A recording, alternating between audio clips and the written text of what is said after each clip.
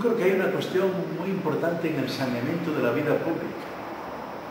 No solo se refiere a los casos de, digamos, corrupción que pasen por los xulgados, sino una corrupción mucho más importante, mucho más general y que fue un enorme daño, y especialmente fue un enorme daño a los mozos, a los que quieren incorporarse a la vida pública, ¿no?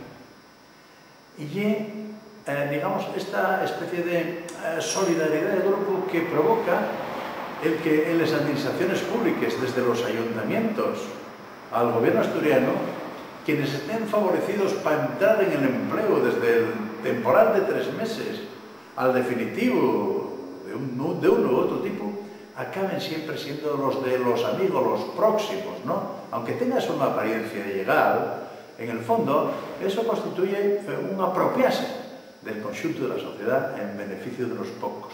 Y eso además causa un enorme desánimo y un enorme trastorno. Nosotros lo que proponemos, y así lo vamos a hacer, es que la función pública, el empleo público y todo, se deba a las condiciones de capacidad, de transparencia y de concurrencia generalizada, sin destinar esos recursos, digamos, como, en fin, pasa en muchos sitios, no hace falta nombrarlo, ¿no?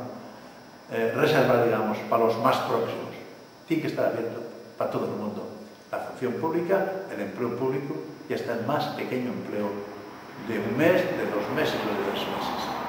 Por lo tanto, repito, vamos a acabar con estas prácticas que están cerca de, bordeando, ¿no?, lo ilegal incluso a veces, y en virtud de las cuales todo el mundo tiene un cierto temor a no enemistarse con el alcalde, o con el concejal, o con quien mande, porque si no, a lo mejor pues, no abre tan rápido el negocio, o ver si esos 3 meses de empleo precario, pues a lo mejor no toca el fío o no toca la vivienda, ¿no? Eso es un elemento terrible en la democracia asturiana que hay que acabar con él de forma radical.